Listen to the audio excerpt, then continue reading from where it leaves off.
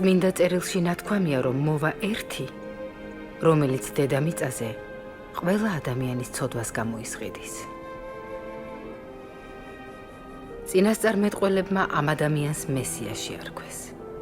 მისი მოსვლა დიდ მადლს მოიტანს, რადგან ის იქნება ჩვენი მაცხოვარი, წინასწარმეტყველი და მეფე.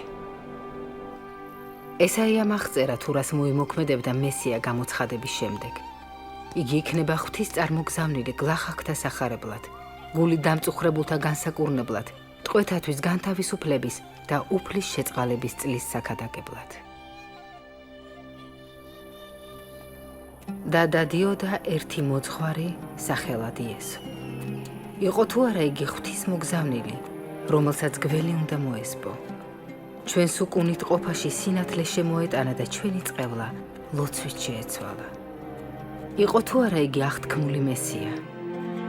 შეეძლო მას ენუგეშებინა შიშით შეპყრობილი, შერცხვენილი და დამცირებული.